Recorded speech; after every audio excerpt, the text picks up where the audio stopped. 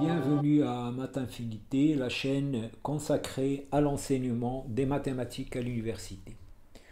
Bon alors, dans cette vidéo, on va détailler les propriétés d'une bijection bien connue, qui est la bijection de Cantor, et qui est une bijection entre n carré et n. Et on va utiliser cette bijection pour montrer qu'il y a une bijection entre q et n. Ça s'exprime en disant que q est dénombrable. Alors c'est accessible à un étudiant de première année puisqu'on va utiliser juste les propriétés d'une bijection. Donc si tu veux, tu as encore des difficultés avec les bijections, tu peux regarder ma vidéo que j'ai consacrée aux bijections, injection et surjection. Voilà. Alors, si tu es nouveau, donc tu peux aller faire un tour dans les playlists. Tu trouveras quelque chose qui t'intéressera. Il y a tout un contenu destiné aux étudiants de la première année et la deuxième année de la faculté et des classes prépa. Alors bien sûr, liker, s'abonner, ça permet faire des commentaires, ça permet à la chaîne de progresser, d'atteindre un large public. Alors, on va commencer par une remarque. Si on a une bijection entre deux ensembles finis, alors c'est important, donc fini, donc qui contient un nombre fini d'éléments. Donc s'il y a une bijection entre les deux ensembles, alors le cardinal de A est égal au cardinal de B. Ça veut dire que A et B ont le même nombre d'éléments. Donc ça, c'est normal parce que la bijection est justement associée à tout élément de A, un élément unique dans B. Et inversement, ce qui est important, tout élément de B admet un antécédent unique. Et donc il y a une correspondance entre les éléments de A et les éléments de B. C'est ça l'intérêt des bijections. Alors quand on passe à des ensembles infinis, donc bien sûr la notion de cardinal n'a plus de sens, puisque bon, c'est infini, mais il y a infini et infini. Et donc il y a les ensembles, ce qu'on appelle dénombrables. Alors les ensembles dénombrables, bon, ce sont des ensembles qui sont en bijection avec n. Donc un ensemble est dénombrable s'il existe une bijection de x vers n. Voilà, alors ici, certains phénomènes vont bon, un peu bizarres qui commencent à apparaître. Donc par exemple, vous prenez les entiers pairs, et bien ils sont en bijection avec n, bien que cet ensemble est strictement contenu dans n, mais il y a une bijection entre cet ensemble et n. C'est l'application qui a n associe n sur 2. Prenez un nombre pair, ben vous le divisez par 2, et comme ça, bon, c'est une bijection. Voilà. Et donc ça réalise une bijection d'un sous-ensemble de n vers n. Et plus généralement, si vous avez un sous-ensemble fini, alors il est dénombrable. Si vous avez un ensemble infini de n, il est dénombrable. Alors ce que vous faites, ben, vous ordonnez les éléments de x.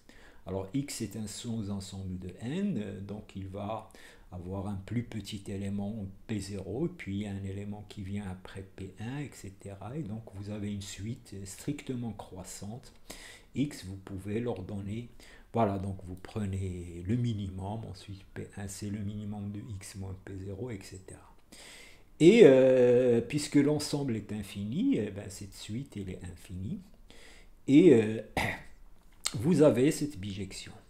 À un entier, vous associez Pn, celui qui est à l'ordre n. Et là, c'est une bijection, parce que tout x, tout élément dans x, il est de la forme Pn, donc il a un antécédent. Et si vous avez deux entiers n et m, si n est strictement inférieur à m, et bien Pn est strictement inférieur à Pm. Et donc, voilà, il est bien injectif. Alors maintenant, que se passe-t-il pour les ensembles qui sont plus grands que n? Plus grands entre guillemets, donc c'est-à-dire des ensembles qui contiennent n, donc par exemple z ou q. Alors justement, ben, c'est l'objet de cette vidéo de construire une injection de q vers n. Alors on injecte q dans n, donc q va apparaître comme un sous-ensemble de n. Donc ça c'est un peu curieux puisque u est largement plus grand que n. Et comment on va faire ça? Donc on va d'abord construire une bijection entre z et n. Donc là aussi z eh ben, il apparaît comme plus grand que n, mais on va trouver une bijection. Et le cœur de cette vidéo, on va considérer la bijection de Cantor. Alors la bijection de Cantor, c'est une bijection entre n2 et n. Voilà, alors n2 c'est les produits cartésiens des éléments de n, et donc il a l'air d'être plus grand, puisqu'il contient n, n c'est la diagonale, c'est les éléments de la forme nm, mais il y a une bijection, et cette bijection a été donnée par Cantor. Cantor c'est un mathématicien, et l'objectif de, voilà, donc dans ce cours, et bon ça peut être posé comme un exercice un peu difficile, montrer que cette application est bijective. Alors on va montrer qu'il est bijectif, et on va calculer f-1 de n, son inverse, et on va construire l'injection de q dans n à l'aide de cette bijection et de l'application de Cantor, et on va montrer que q est dénombrable. On va trouver une bijection entre q et n.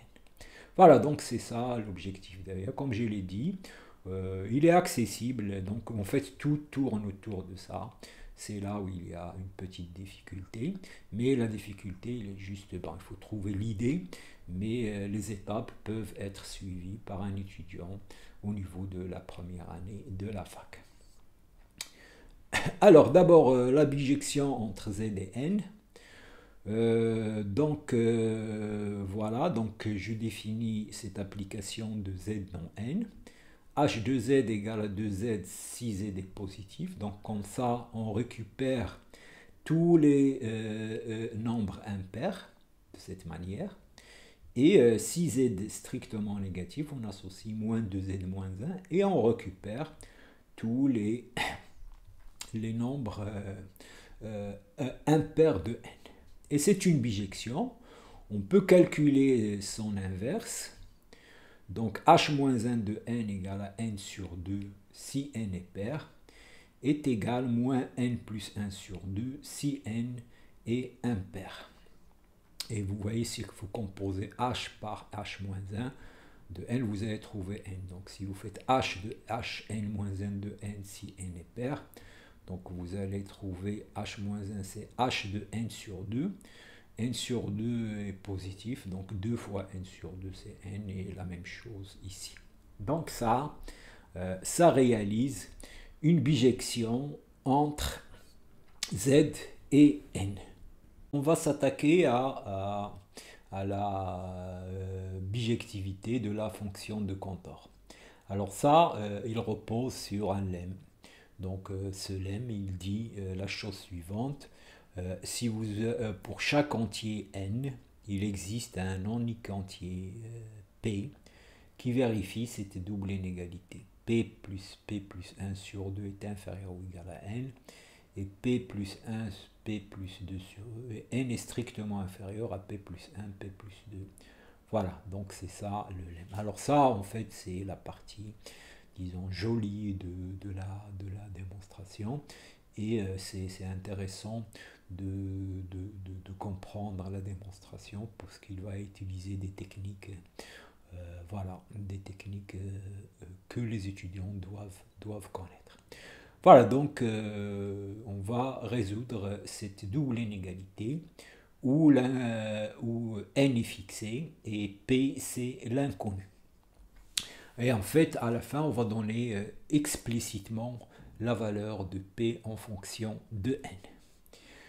Alors, commençons par écrire. Donc, cette E équivalent à cette première inégalité. Donc là, on multiplie par 2n. Donc ça fait p carré plus p moins 2n négatif. Et c'est là, c'est p carré plus 3p plus 2 moins 2n. Est strictement positif. Donc là, j'ai deux inéquations du second degré.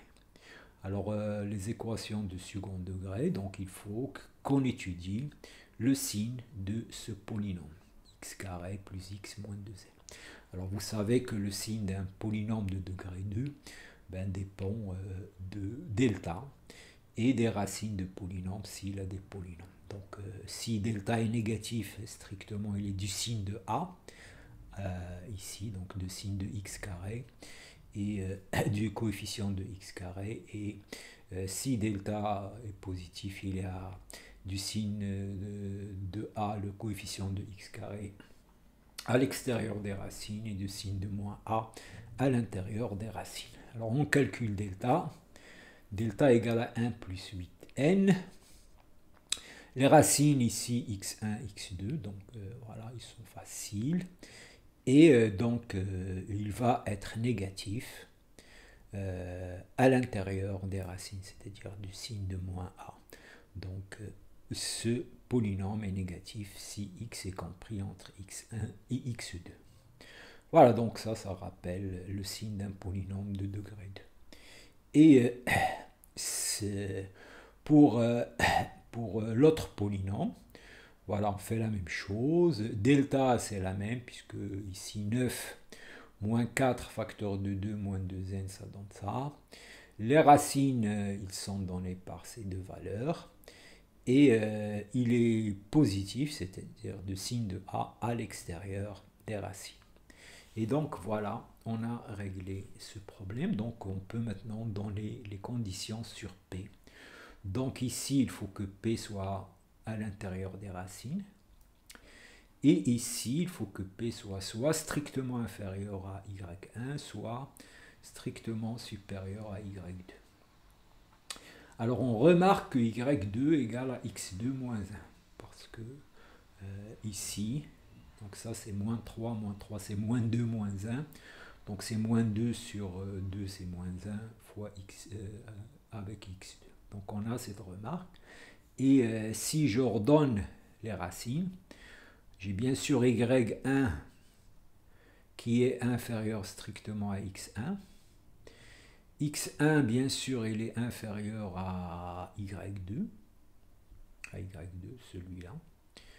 Et Y2 est strictement inférieur à X2. Et donc, pour avoir ces deux conditions, il faut que P soit entre X1 et X2, donc ici. Mais il faut qu'il soit plus petit que Y2, donc, ou supérieur à Y1. Donc la solution, c'est entre Y2 et X2. Et donc, voilà, P doit être entre X2 moins 1 et X. Et ça, il y a un unique entier qui vérifie cette double inégalité. Parce que ça, on peut le lire aussi x2 supérieur ou égal à p et x2 inférieur strictement à p plus 1. Et l'entier qui vérifie cette relation, c'est la partie entière de x2. Donc, il y a un unique entier dans n qui vérifie, c'est la partie entière. Alors, on la note comme ça, la partie entière.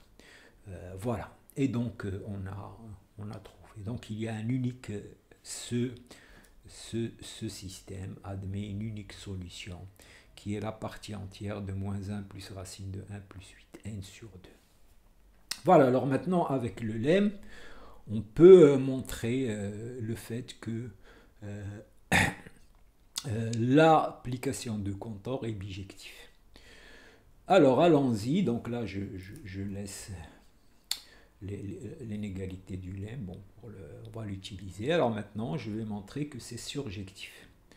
Donc ça veut dire que je vais prendre un entier ici, et je vais trouver x et y tel que f de x, y égale à n.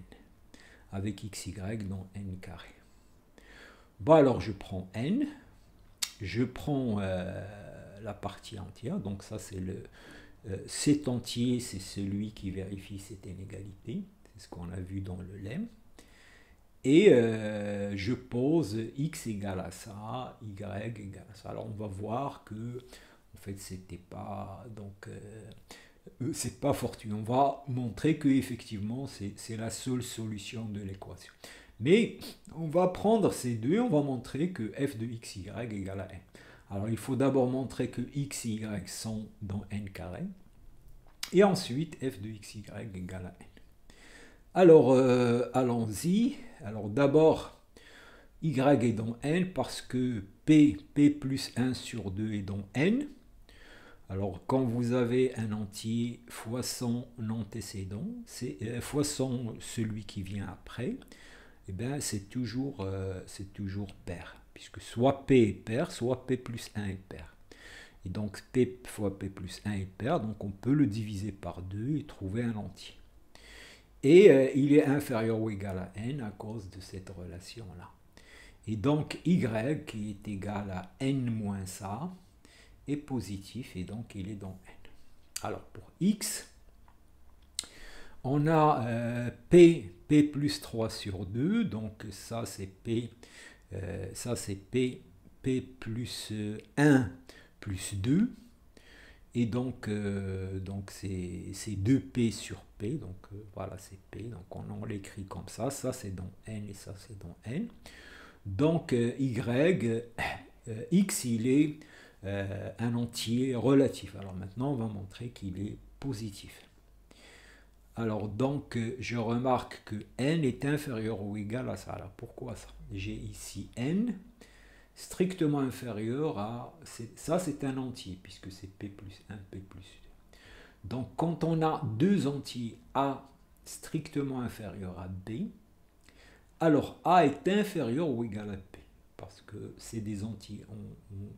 On a a strictement inférieur à b, donc celui qui vient après a, c'est a plus 1, et a plus 1, il est soit égal à b, soit inférieur ou égal à b. Donc on a cette relation-là. Voilà, donc ça entraîne ici égal, inférieur ou égal. Et donc j'ai x, il est supérieur à ça, moins n est supérieur à moins ça. Alors si vous calculez ce nombre, ben, vous allez trouver 0, puisque vous avez ici p carré moins p carré, 3p moins 3p ici, 2p plus p, et il restera 2 sur 2, c'est 1 moins 1, c'est 0. Et donc voilà. Et donc on a montré que x est positif. Donc x aussi, il est dans n. Alors maintenant, on va montrer que f de xy égale à n. Alors il faut remarquer que si vous faites x plus y, ça fait moins n, p facteur de p plus 3 moins p plus 1. Donc ça fait 3 moins 1, c'est 2. Donc vous allez trouver p, 2p sur 2, donc c'est p. Donc x plus y égale à p. Et donc voilà, f de xy égale à n. Y c'est ça. Et x plus y c'est p, x plus y plus 1, et ça moins ça, et donc on trouve. Donc on a la fonction de Cantor est surjectif. Alors maintenant on va montrer qu'il est injectif. Alors injectif, ça veut dire... Alors surjectif, ça veut dire que cette équation, si vous prenez n, cette équation a une solution, au moins une solution. C'est ce qu'on a montré. On a montré que ça c'est une solution. Et surjectif, eh ben, il faut montrer qu'il y a une unique solution. Voilà, et donc on va montrer en fait que ça, c'est l'unique solution de cette équation. Bon, ça c'est une solution, mais peut-être qu'il y en a d'autres. Et on va montrer que c'est l'unique solution de cette équation. Alors donc, voilà, donc j'écris mon équation. Je prends xy dans n et n est fixé, donc je cherche xy qui vérifie ça. Voilà, et voilà, alors c'est pas la peine de développer, l'idée c'est d'utiliser le lemme. Alors donc j'ai ça qui est inférieur à ça plus ça, donc j'ai ajouté y, donc ça c'est n. Alors ça aussi c'est strictement inférieur à j'ajoute x plus 1. Alors si vous calculez ça, donc ça c'est 2x plus y plus 1 sur 2. Donc c'est x plus y plus 2 facteur de plus 1 facteur de xy plus 2. Donc égal à ça.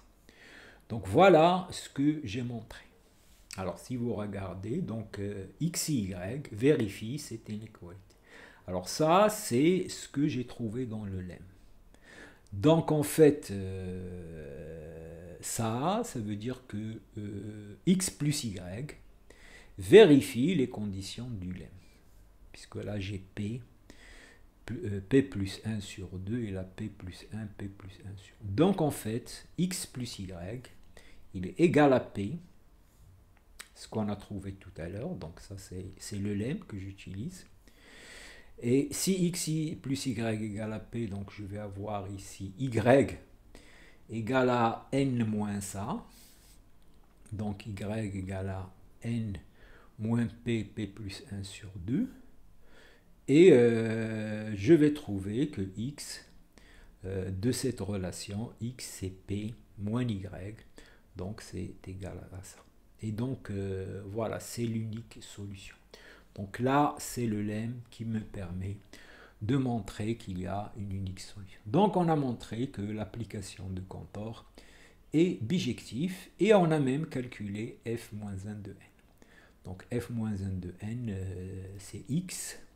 Qu'on a trouvé, c'est p plus 3 sur 2 et y égale à n moins p. Avec p, c'est la partie entière de n. Donc vous voyez ça, cette quantité, ça dépend de n et on a une belle formule pour l'inverse de la fonction de Cantor. Voilà, alors donc ça, comme je l'ai dit, c'est le cœur. Alors maintenant, on va construire l'injection de Q dans n. Bon, alors on prend la bijection de z dans n qu'on a construit, la fonction de Cantor, et toute rationnelle s'écrit de la forme P sur Q avec P dans z et Q dans n étoile, et valeur absolue de P et Q sont premiers entre eux, et je définis phi de P sur Q égale à f, la fonction de Cantor, HP, HQ. Alors maintenant, il faut montrer que c'est injectif. Je prends ça, phi de P sur Q égale à phi de P' sur Q'. Donc ça, c'est ça. Alors maintenant, f est bijectif, donc ça veut dire que ça, HP égale à HP' et Q égale à Q'.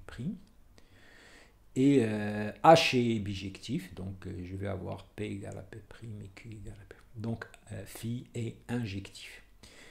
Et pour finir, on va construire la bijection entre Q et N.